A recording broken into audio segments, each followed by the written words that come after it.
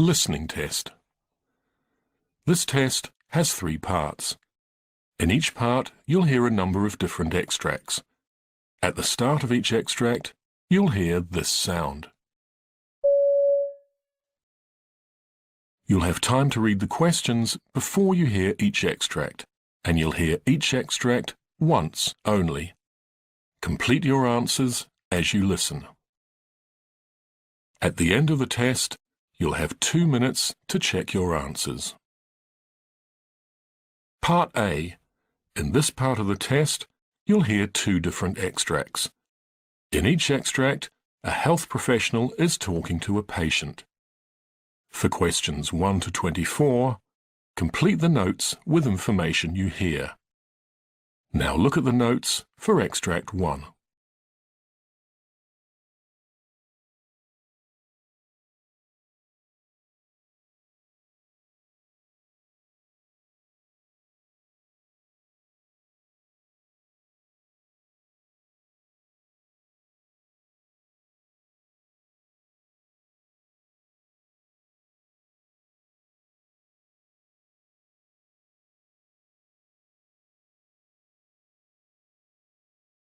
Hi, Aidan. I'm Dr. Solkeld.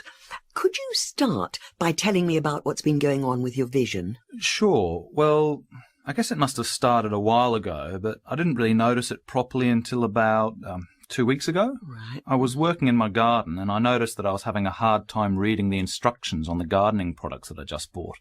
I normally stick to the one I've been using for years, but I thought it'd be nice to try something different. Anyways, it kind of felt like everything was fuzzy around the edges and I just couldn't see the letters clearly. Good. After talking to my daughter, she mentioned that I've been using increasingly more light to read at night and even pulling things closer to me to read. Good. I hadn't even noticed. So I went out and got some of those glasses they sell at the pharmacy and they helped, but my doctor said that it'd be better if I came to see an eye doctor. Well, they made things less blurred anyway, I guess. My vision's still not crystal clear or anything when I use the glasses, but I wasn't really expecting that. I still notice that I'm squinting to see things. Right. It's mostly when I'm trying to read something close up, like small writing. I'm better when things are at a distance. I don't know if it's related, but I've also noticed a pretty persistent headache. I guess it's kind of at the sides of my head, I suppose. It comes and goes, but it's definitely worse when I'm having trouble seeing something. When it gets really bad, I just take a fast-acting ibuprofen, and that tends to sort it out. Ever had any vision problems before? When I was little, at some point in elementary school, I think I had glasses, but I'm sure I broke them, and we just never got round to having them replaced. My brother has glasses that he's been wearing for years. I don't really know a whole lot about what's wrong with his eyes. Maybe he's short-sighted. Oh, but that reminds me. My brother thought I should mention that a couple of months or so ago I was pretty ill. I was suffering from sinusitis. And anyway, I left it pretty late to go and see the doctor about it. Kind of thought that it would just sort itself out. Anyway, it lingered for a while, so when I told my doctor, he gave me some antibiotics and it cleared up pretty quickly after that. Well, for the most part, although I still feel like I have a cold. Other than that, I've been in really good health for the last few years. I take my health really seriously. I'm not sure if the doctor told you, but I used to be quite overweight. But I lost it all after a bit of a wake-up call some years back. I had what you guys call a myocardial infraction. It was pretty scary, and I was quite overweight at the time and really stressed out about my job. Since then, I've made a real effort to look after myself properly. I'm glad to hear it. So, in terms of your blurred vision, what do you think might work for you? Well, I don't particularly like the idea of wearing glasses all the time, but touching my eyes freaks me out, so contact lenses are definitely not an option. I guess the best thing might be to just have glasses that I wear all the time, so I don't keep forgetting to put them on when I'm out somewhere and not at home. I've actually never had an eye test, so I should probably schedule one of those as the next step. I think that sounds reasonable. Let's do some tests to check out your eyes and go from there.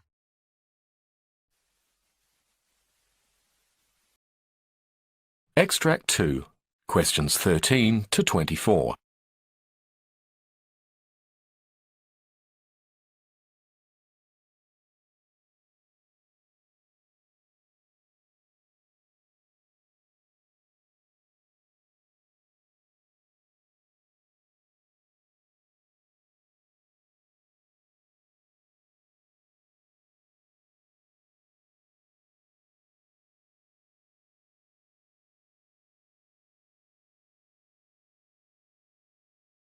Hilary Johnson?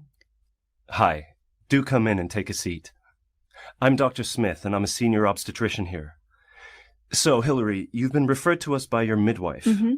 I have her notes with me here, but could you tell me in your own words why you've been referred? Oh, yeah, no problem. I think I've been referred to you because the midwife said she found some glucose in my urine sample and was worried about diabetes. If I understand correctly, I could have diabetes during my pregnancy, but if I do, it's not likely to continue after giving birth. I've noticed that I'm craving sweets and cakes all the time at the moment, and I've just been letting myself eat whatever. So I've put on a bit of weight, and I don't think it's all just baby weight either. Mm-hmm. I've never had a problem with diabetes before, and I'm hoping it'll turn out to be something else. My aunt actually has type 2 diabetes, but she's always eaten a lot of sugar, so I think that might be a factor. She just controls hers with diet now and doesn't have to take any medication. Oh, okay. Thanks for letting me know. I see from your notes that you're 24 weeks pregnant now. How has your pregnancy been up to now? Oh, I have been so lucky. I got the usual sickness early on. Well, stomach pain, but not actually being sick. I think that's pretty common, and it's settled after the first trimester. Mm-hmm. I've been taking some medication because I also had pretty horrible heartburn. Right. And it seems to take care of the problem. And also I've started to get a bit of back pain in the last week or so. I'd say it's like a throbbing feeling, but other than that, I've been pretty fortunate. I suppose I've been gradually getting more and more tired since the start of my pregnancy. I've just put it down to the extra energy my baby needs, but it could also be because I haven't been sleeping very well. Also, sometimes the nausea stops me from making something healthy for dinner, which is annoying because I know I need to eat healthily. I take a prenatal, though, to make sure I'm getting the right nutrition. Well, it seems like you're managing to deal with most of your symptoms well. Yeah, this is my first pregnancy. And to be honest, I didn't have a clue what to expect. But so far, so good. It's only this glucose thing that's got me worried. I imagine it's just a one-off, but I guess it's best to get it seen to. Certainly, and I'm pleased you're here so we can get things sorted. So we'll need to book another appointment to carry out some tests. Okay, so when will I have to have this? Because I'm a bit busy at work at the minute. Well, ideally as soon as possible. Can I ask what you do for a living? I'm a high school teacher, and it's just getting to that time of year when the kids are gearing up for their examinations. So I can't afford to be taking too much time off during the day. I'm actually a little bit stressed at the moment as well. I've had to do a lot more work over the past few weeks. I think it's just that time of year. I've been a teacher for 4 years now, so I'm starting to develop ways of coping with the madness. With that in mind, if our next appointment could be at 5-ish or later, then that would be perfect. No problem. Just make sure to let the receptionist know your preferences. When we find sugar in preliminary tests, we offer an oral glucose tolerance test, which is what we'll do when you come in next. Do you know what that involves? Well, I asked a few of my friends about their pregnancies, and my friend Beth said that she had the same thing and told me about that test. She said that she had to come into the hospital and drink a sugary drink and then have a blood test to tell if she had diabetes. Is that right? Yeah, that's pretty much it. Here's the leaflet that explains the test so that you can have a read about it when you get home. Do you have any other questions for me? No, I don't think so. I'll go away and read this and wait and see what the test says. Well, thank you for your help today. You're welcome. I'll see you once we have the results and we can take it from there.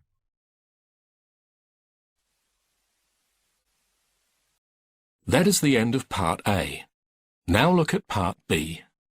Part B. In this part of the test, you'll hear 6 different extracts. In each extract, you'll hear people talking in a different healthcare setting. For questions 25 to 30, choose the answer A, B, or C, which fits best according to what you hear. You'll have time to read each question before you listen. Complete your answers as you listen. Now look at question 25.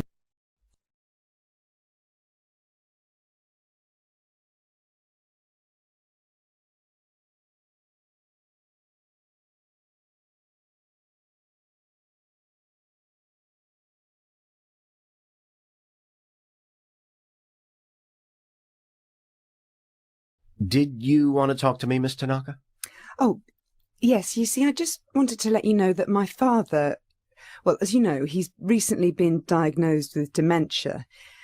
Most of the time it's not an issue and his spats never last long. It's just that I wanted to prepare you. Sometimes he's really not himself. Okay, Miss Tanaka. I think I understand. Can your father become aggressive? Yes. Mm-hmm. I mean, I think it's just that he gets frustrated sometimes. He can't remember things, and I think it's scary for him. Uh-huh.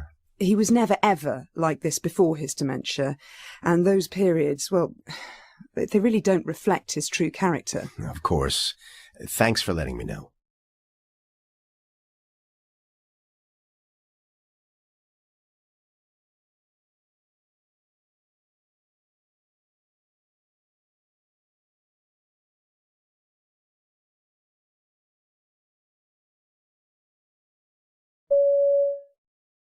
Labour can progress differently for different people. In some circumstances, if labour is longer than expected, and if we detect that the baby is distressed, then we may have to consider an emergency caesarean section. It's a procedure that we perform in theatre, and it is carried out under spinal or epidural anaesthetic, so that you don't feel anything, but you will be awake. A screen is placed across your body, so you don't have to see what's being done. We make an incision in your tummy and womb, just under your bikini line, to remove your baby, and then stitch up the wound. It takes around 40 minutes, and your birth partner can be there at all times. Does that make sense?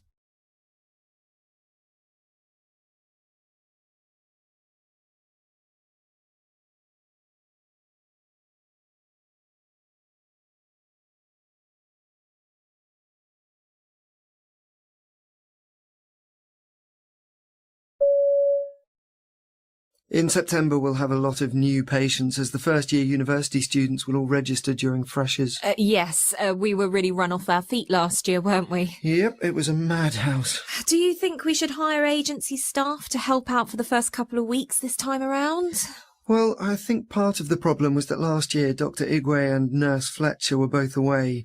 Dr. Igwe went to Costa Rica and Nurse Fletcher had the flu. Oh, right, I remember. Well, we can't do much to prevent staff illness. No, but we can ask people to avoid booking time off in those first 3 weeks. OK, I'll send an email out today.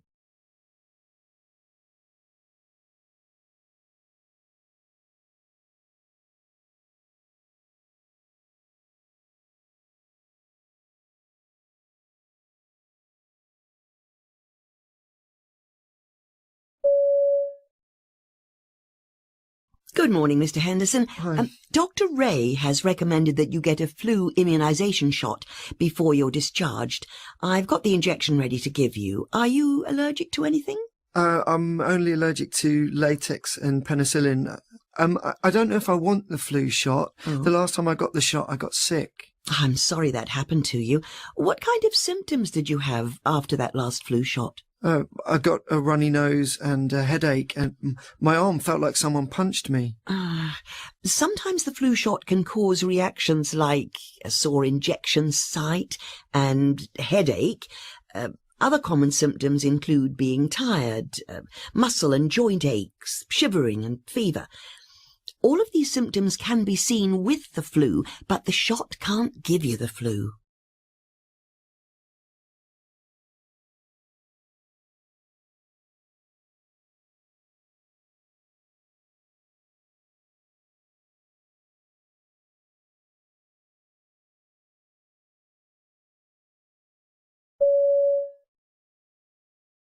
Good morning, Mrs. Bowder. I'll be your doctor taking care of your cut there. What exactly happened? Oh, it's embarrassing, really. You see, I was just trying to chop some tomatoes for dinner, and the knife accidentally slipped. Oh, I'm so clumsy. I hope it doesn't hurt too much to stitch back up. Well, we're going to numb the area now with a shot of lidocaine. You'll feel a poke of the needle and a slight burn, but afterwards the area should be numb and you'll feel nothing during the procedure. Oh, good. We should be finished in about 10 minutes. Good. How many stitches will I need? And how long will they have to stay in? I'm really conscious about my hands, so I hope I don't have a scar. I will only know for sure once I finish suturing, but by my estimation, you might require at least 4 to 5 sutures. Oh. They'll have to stay in for 5 to 10 days, and you'll need to come back in to get them removed. Right. I'll do my best to try and line up the edges to create as little scarring as possible, Thank you. but I can't guarantee there will be nothing there.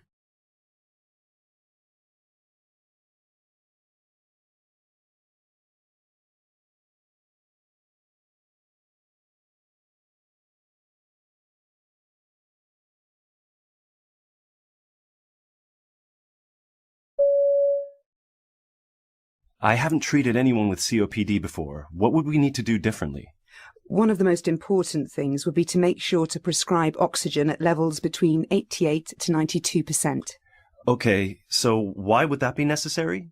If he's having trouble breathing, shouldn't we prescribe higher oxygen levels?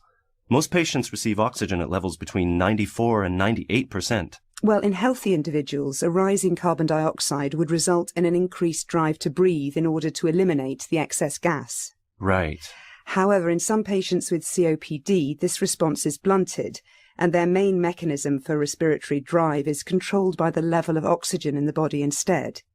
If the level of oxygen given to a COPD patient is increased too much, it can actually reduce the stimulus to breathe and cause hypoventilation, resulting in an increase in CO2.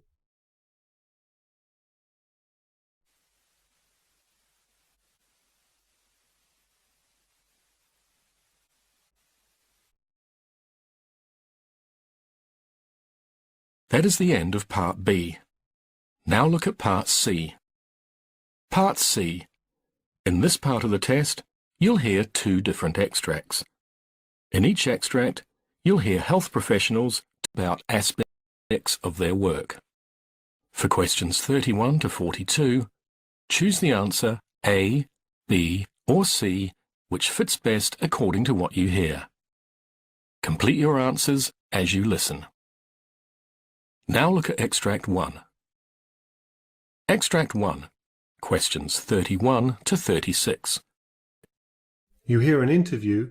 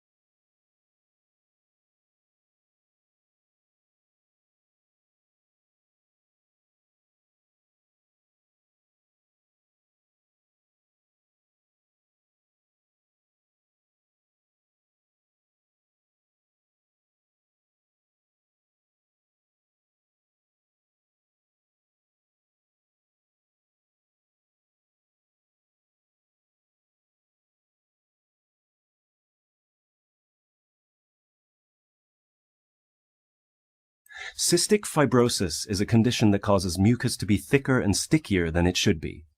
Dr. Tadita Hussain specializes in cystic fibrosis treatment and is here to share her thoughts on caring for people with the condition. Tadita, can you tell us a bit more about patients who suffer from cystic fibrosis? Absolutely. Sufferers tend to carry 2 to 5 times as much salt in their bodies as those without the condition, so you can see why their mucus is thicker than average. Treatment for these patients is usually quite time-consuming and repetitive. Patients are often required to stay in hospital for long stretches. And as the symptoms of the condition begin to present very early on in the patient's life, many of my patients are young people.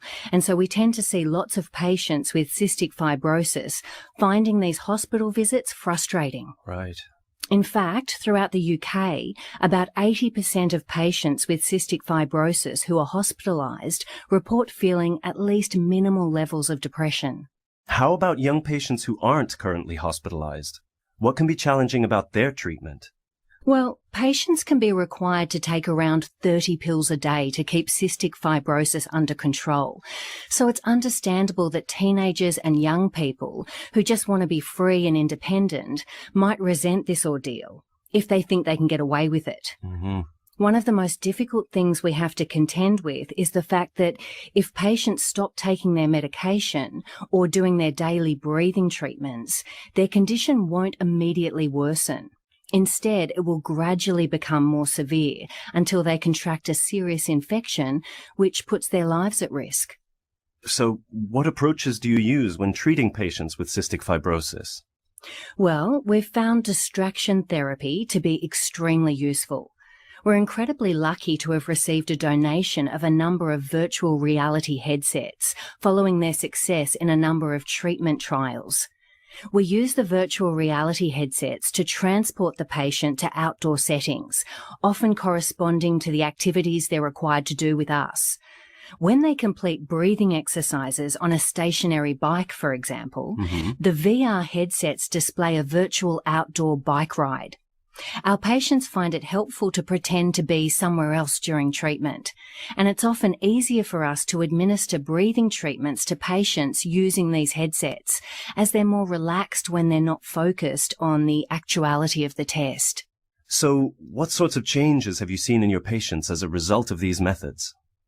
One of my patients, a 24-year-old man with cystic fibrosis who was in hospital waiting for a lung transplant, well, he found treatment very difficult at first. He was preoccupied by his need for a transplant and frustrated by feelings of powerlessness. He would often resist treatment.